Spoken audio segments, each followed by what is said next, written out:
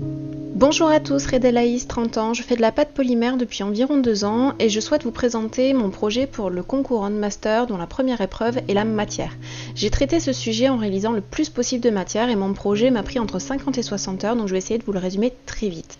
Donc mon projet correspond à une magicienne de l'eau et j'ai commencé par réaliser l'armature du bâton, donc 2 fils de fer entortillés que j'ai ensuite recouverts de papier d'aluminium.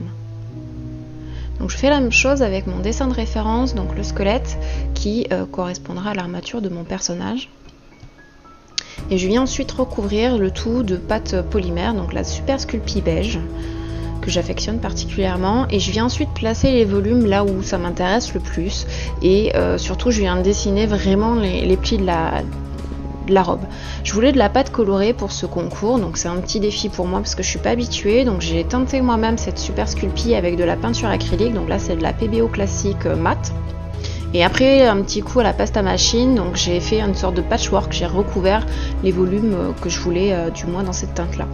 Ensuite je viens vraiment dessiner tout ce qui est poitrine au niveau du haut du buste, donc les clavicules, ensuite les bras avec le dessin des muscles.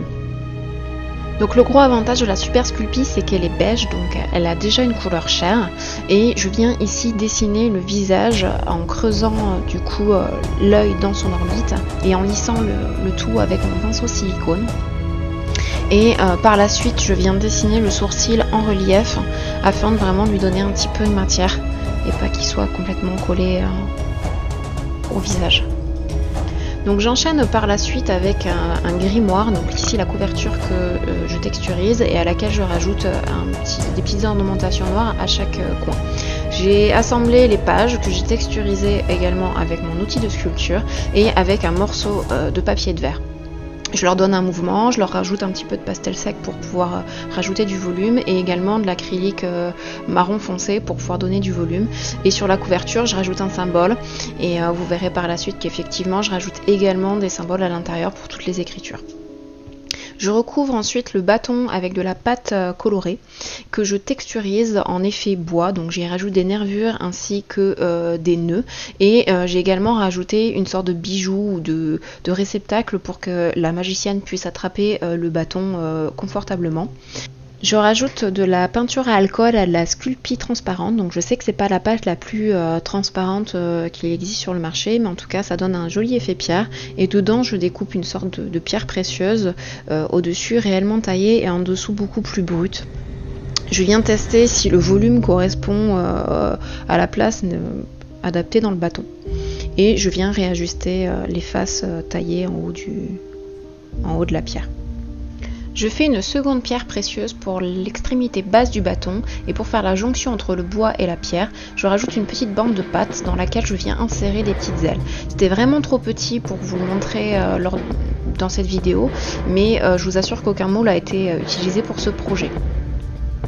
De l'autre côté du bâton, je rajoute une espèce de voile un petit peu comme une houppette d'hippocampe, puisque sur cette partie, ça ressemble un petit peu à une tête de dragon de l'eau. Et donc je viens texturer avec mon outil de sculpture. Je viens ensuite peindre en bleu très foncé tout le globe oculaire, parce que je souhaite avoir quelque chose d'assez mystique. Et je fais également la peinture des sourcils. Je rajoute de la pâte colorée sur les avant-bras à laquelle j'ai rajouté un petit pli parce que je souhaite lui faire des grands gants qui remontent jusqu'à son coude. Donc là on le voit pas, mais sur le côté extérieur au niveau du cou je lui ai rajouté un petit bijou, une petite ornementation argentée, vous le verrez plus tard.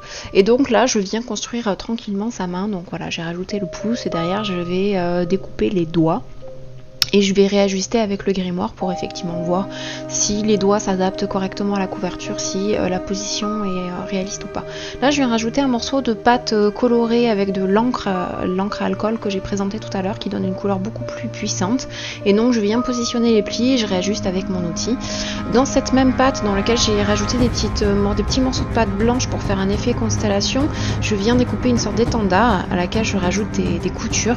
Et ensuite je fais des petites ceintures qui vont venir accrocher cet anneau qui permet de maintenir cet étendard et je l'accroche autour de sa taille. Donc derrière je viens faire une petite boucle, pareil on ne voit rien dans la vidéo, on voit absolument rien. Donc voilà, c'est rapide. Au niveau de cet anneau et au niveau de toutes les ornementations que j'ai réalisées en pâte noire, je viens rajouter du maquillage, c'est de l'ombre à paupières argentée pour pouvoir donner cet aspect argenté. Donc là je viens lui rajouter également une sorte de bijou de bras et je m'attaque maintenant aux cheveux. Donc j'ai déjà commencé à rajouter un petit peu de pâte que j'ai également coloré moi-même. Et je rajoute du papier d'aluminium pour une nouvelle fois rajouter un peu de volume en armature que je recouvre de Super Sculpey beige pour économiser un petit peu ma pâte colorée, et je recouvre ensuite de ma pâte colorée que j'ai déjà utilisée pour le haut de son crâne. Je viens texturiser par la suite la tresse, donc là ça a été assez long et fastidieux, mais je suis assez contente du résultat, donc l'effort en valait la peine. Donc vous allez voir, là je me suis rajouté un petit morceau de pâte noire pour pouvoir me donner un repère de là où finissait la tresse, mais ça va changer par la suite, je vais rajouter un ruban, vous verrez ça plus tard.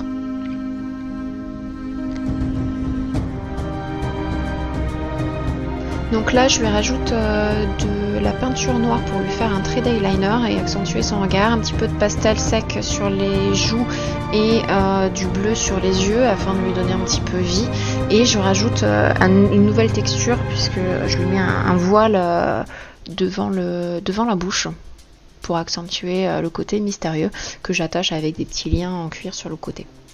Également 2-3 mèches de cheveux pour lui donner un petit peu de mystère. Et voici le fameux ruban qui finit d'attacher la tresse, et également des rubans sur le côté de la robe. Là je recouvre l'armature en papier d'aluminium, toujours de la vague qui est invoquée par cette magicienne de l'eau. Donc là c'est de la fimo blanche de mémoire, et je viens texturiser avec une petite boule de papier d'aluminium pour pouvoir donner une sorte de relief, un petit peu d'écume, et je viens colorer le tout avec un mélange de pastel sec, donc il y a 3 couleurs de bleu. J'en mets pas partout pour essayer de garder un petit peu de blanc, et je recouvre le tout avec de la fimo liquide. J'attaque ensuite la peinture acrylique, donc c'est à chaque fois le même schéma. J'applique la peinture que je souhaite avoir comme base partout de manière uniforme, et derrière je rajoute une peinture beaucoup plus foncée, très liquide, qui va s'incruster dans les creux et donc faire l'ombre. Et derrière je viens faire une technique qui s'appelle le brossage à sec avec de la couleur très claire qui va mettre en avant tout ce qui est relief. Donc je fais pareil avec tout le reste de la sculpture, donc même sur les pattes qui sont déjà colorées, j'y rajoute juste la peinture plus foncée et la peinture la plus claire. Et voici le résultat, je vous laisse regarder.